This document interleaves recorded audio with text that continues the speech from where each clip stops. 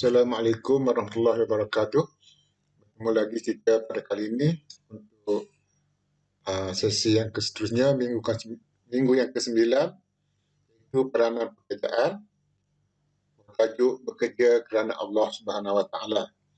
Di akhir PDPC nanti, insya-Allah pelajar akan dapat menyatakan pertama pengertian bekerja kerana Allah Subhanahu Wa Taala, dalil bekerja kerana Allah Subhanahu Wa Taala, bekerja sebagai pelaksanaan amanah Allah Subhanahu Wa Taala, menjelaskan syarat-syarat pekerjaan menjadi ibadat, sebenarnya etika kerja kerana Allah Subhanahu Wa Taala, langkah-langkah untuk mempertingkatkan kualiti kerja dalam Islam, dan akhir sekali kelebihan bekerja kerana Allah terhadap diri sendiri, hasil kerja dan pelanggan. Okay, tapi sebelum tu, macam biasa, harapan saya pelajar telah ada buku teks dan juga telah menyediakan buku kerja PDPC tingkatan 5 Tasawuf Islam tingkatan 5. Pada kali ini, saya dah buka pada muka surat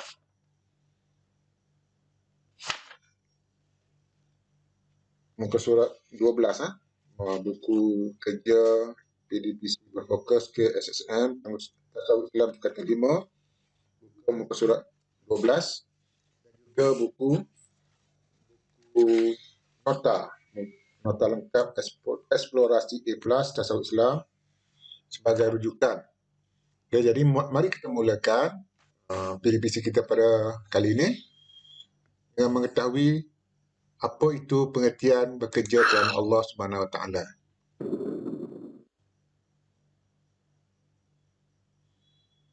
Bekerja kerana Allah Subhanahu Wa Taala ialah mengusahakan sesuatu ataupun melibatkan diri dalam sesuatu kegiatan tertentu secara berterusan untuk mencari nafkah kerana Allah Subhanahu Wa Taala. Tambah kerana Allah Subhanahu Wa Taala. Itu maksud bekerja kerana Allah. Mengusahakan sesuatu atau melibatkan diri dalam sesuatu kegiatan secara berterusan untuk mencari nafkah kerana Allah Subhanahu Wa Taala. Apa buktinya, apa dalilnya bekerja kerana Allah? Mana firman Allah dalam surah At-Taubah ayat 105, surah At-Taubah surah yang ke-9. وَقُلِ اعْمَلُوا فَسَيَرَى اللَّهُ عَمَلَكُمْ وَرَسُولُهُ وَالْمُؤْمِنُونَ وَسَتُرَدُّونَ إِلَى عَالِمِ الْغَيْبِ وَالشَّهَادَةِ فَيُنَبِّئُكُم بِمَا كُنتُمْ تَعْمَلُونَ. Maksudnya, dan katakanlah wahai Muhammad, beramalah kamu atas segala yang diperintahkan, maka Allah dan Rasulnya serta orang-orang yang beriman akan melihat apa yang kamu kerjakan, dan kamu akan dikembalikan kepada Allah yang mengetahui perkara-perkara yang gaib dan yang nyata. Kemudian dia menerangkan kepada kamu apa yang kamu telah kerjakan. Surah At-Taubah, surah yang ke-9 ayat 105. Ayat ini menjelaskan bahawa kita diperintahkan oleh Allah untuk melakukan pekerjaan, dan setiap pekerjaan kita itu akan dinilai oleh Allah Subhanahu Wa Taala. Itu masuk pekerjaan ataupun masuk bekerja kerana Allah. Berikutnya, bekerja sebagai melaksanakan amanah Allah. Bagaimana dikatakan kerja itu adalah kita telah melaksanakan amanah Allah Subhanahu Wa Taala. Contohnya pertama bekerja dalam bidang penyelidikan. Manusia akan dapat memakmurkan alam ini dengan pelbagai penemuan dan peralatan baru untuk keselesaan hidup manusia. Yang kedua, dengan bekerja dalam bidang pertanian, manusia dapat memajukan tanah serta dapat memelihara alam ini supaya menjadi tempat yang selesa untuk didiami. Dan yang ketiga, dengan bekerja dalam bidang arkitek dan teknologi bangunan, manusia dapat membina bangunan yang selesa untuk didiami. Ini contoh sebagaimana bekerja itu merupakan salah satu cara kita melaksanakan amanah Allah. Cara melaksanakan amanah Allah melalui pekerjaan ialah manusia boleh melakukan pelbagai pekerjaan mengikut pengalaman dan kepakaran mereka bagi memaju dan memakmurkan alam ini. seperti berniaga, bertani dan menternak. Yang kedua, manusia boleh melakukan pelbagai penyelidikan dan penemuan sains dan teknologi bagi melaksanakan amanah Allah seperti bidang perubatan, astronomi dan pertanian. Yang ketiga, cara melaksanakan amanah Allah melalui pekerjaan. Manusia boleh bekerja dalam bidang pembuatan untuk mencipta peralatan baru untuk kemudahan hidup manusia seperti dalam industri perkilangan dan perbuatan. Ini contoh atau cara manusia melaksanakan amanah Allah melalui pekerjaan. Kita boleh melakukan pelbagai pekerjaan mengikut pengalaman dan kepakaran kita, janji dengan syarat pekerjaan yang kita lakukan itu dapat memberi kemudahan dan keselesaan untuk manusia hidup dengan lebih aman. Seterusnya, syarat-syarat suatu pekerjaan menjadi ibadah. Yang pertama, pekerjaan itu mestilah pekerjaan yang halal dan dibenarkan oleh syarak. Yang kedua, pekerjaan yang tidak melalaikan seseorang daripada mengingati Allah Subhanahu Wa Taala. Yang ketiga, pekerjaan yang tidak mengganggu kepentingan awam dan alam sekitar. Yang keempat, sentiasa mematuhi arahan ketua. Yang kelima, mengimbangi antara urusan dunia dan urusan akhirat. Dan yang keenam, pekerjaan yang dilakukan mestilah dengan ikhlas kerana Allah Subhanahu Wa Taala. Ini syarat suatu pekerjaan menjadi ibadat. Seterusnya, kesan menceburi pekerjaan yang halal kepada akhlak seseorang. Apa akan berlaku pada diri seorang jika mereka menceburi bidang pekerjaan yang halal? Pertama, jiwanya akan menjadi tenang. Yang kedua, hidup dan hartanya diberkati oleh Allah Subhanahu Wa Taala. Yang ketiga, dia akan dimuliakan oleh masyarakat. Dan yang keempat, dia tidak akan mudah berputus asa. Ini kesan menceburi bidang pekerjaan yang halal.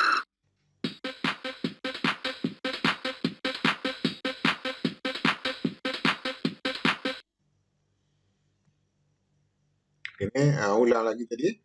Pekerjaan yang halal kita dah bincang tadi. Dan kesan menceburi bidang pekerjaan yang haram kepada akhlak seorang, dia bertentangan dengan pekerjaan yang halal. Kalau pekerjaan yang halal tadi, kita akan jiwa akan menjadi tenang. Jadi pekerjaan yang haram akan menyebabkan jiwa seorang itu tidak tenang dan sentiasa keluh kesah. Pekerjaan yang halal akan menjadikan hidup dan harta seseorang itu akan diberkati oleh Allah. Manakala bidang pekerjaan yang haram akan menyebabkan hidup dan harta seorang itu dilaknat oleh Allah Subhanahu Wa Taala. Pekerjaan yang halal, seorang itu akan dimuliakan oleh Allah. Manakala menceburi bidang pekerjaan yang haram, dia akan sentiasa dibenci oleh masyarakat. Pekerjaan yang halal menyebabkan seorang itu tidak mudah berputus asa. Sedangkan menceburi bidang pekerjaan yang haram akan menyebabkan seorang itu suka kepada perkara maksiat dan perkara-perkara kejahatan. Seterusnya, ciri budaya kerja Islam. Ciri budaya kerja Islam. Pertama, budaya kerja Islam yang pertama adalah bekerja dengan niat kerana Allah Subhanahu Wa Taala. Yang kedua, kita mestilah mempunyai perancangan yang lengkap dan tersusun. Setiap pekerjaan yang kita lakukan itu mestilah berdasarkan kepada perancangan yang telah kita lakukan. Yang ketiga, pekerjaan itu mestilah mempunyai strategi yang betul untuk memastikan pekerjaan itu berjaya. Dan yang keempat, dalam melaksanakan pekerjaan itu, kita mestilah sentiasa memaksimumkan produktiviti yang berkualiti. Dan yang kelima, sentiasa berdisiplin dan menepati masa. Jangan buat kerja sambil lewat. Seterusnya, cara melahirkan budaya kerja cemerlang. Pertama, mestilah bekerja kerana Allah SWT. Niat bekerja adalah kerana Allah SWT. Yang kedua, sentiasa ikhlas. Sentiasa ikhlas dalam melakukan pekerjaan. Yang ketiga, sentiasa bermesyuarat dalam semua urusan. Semua urusan diputuskan melalui permuafakatan. Dan yang keempat, sentiasa menjaga amanah dalam melakukan pekerjaan. Ini cara melahirkan budaya kerja cemerlang. Seterusnya, langkah. Langkah meningkatkan kualiti kerja.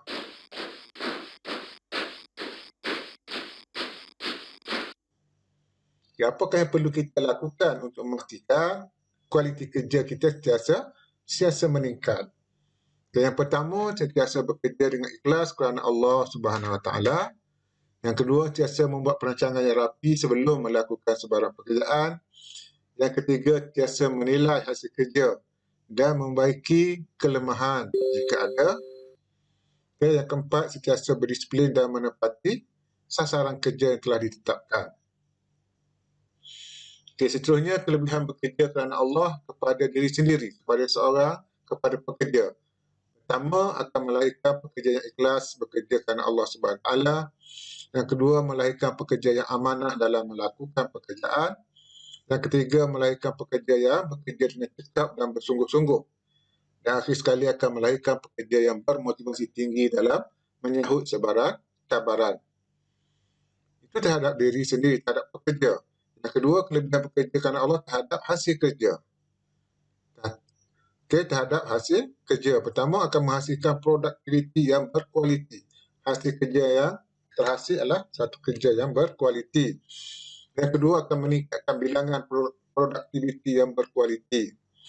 Dan yang ketiga, akan mengurangkan kos pengeluaran sesuatu barangan. Seterusnya, kelebihan bekerja kerana Allah terhadap pelanggan. Pertama, pelanggan akan berpuas hati dengan barangan yang telah dihasilkan kerana ianya adalah bermutu dan berkualiti. Dan yang kedua, pelanggan akan terus melanggan barangan yang dikeluarkan. Dan akhir sekali, pelanggan akan menggunakan barangan tersebut secara berterusan kerana mereka berpuas hati dengan barangan yang dihasilkan. Ini antara kelebihan bekerja kerana Allah Subhanahu Wa Taala.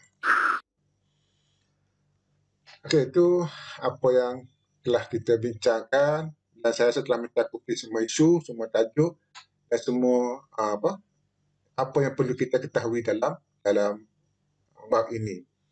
Okey. Jadi sebagai rumusan,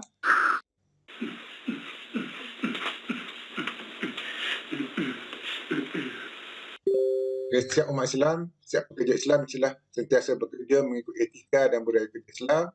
Yang kedua, setiap pekerja Islam mestilah sentiasa bermotivasi tinggi dalam bekerja. Dan yang ketiga, pekerja Islam mestilah sentiasa ikhlas semasa melakukan sebarang pekerjaan. Dan sebagai penilaian, pelajar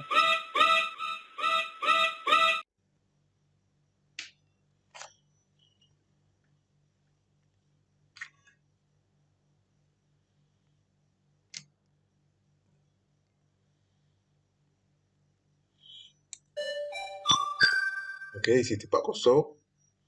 Tarik ya, melahirkan pekerja yang bermotivasi tinggi dalam menyahut cabaran. Bekerja kerana Allah ke memang bekerja kerana Allah? Okey, kalau ni kita tarik itu. Bekerja untuk mencari diri sendiri dan keluarga. Pada tu. Melibatkan diri dalam pekerjaan itu secara berterusan untuk menjadi nafkah kerana Allah. Ini bekerja kerana Allah. Maksimumkan produktiviti yang berkualiti, langkah bekerja untuk mencari diri sendiri dan keluarga. Tak?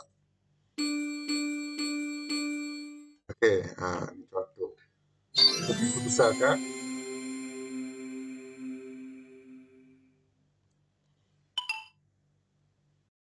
سبحانك اللهم وبحمدك أشهد أن لا إله إلا أنت أستغفرك وأتوب إليك. أعوذ بالله من الشيطان الرجيم. بسم الله الرحمن الرحيم. والعصر إن الإنسان لفي خسر إلا الذين آمنوا وعملوا الصالحات وتواصوا بالحق وتواصوا بالصبر.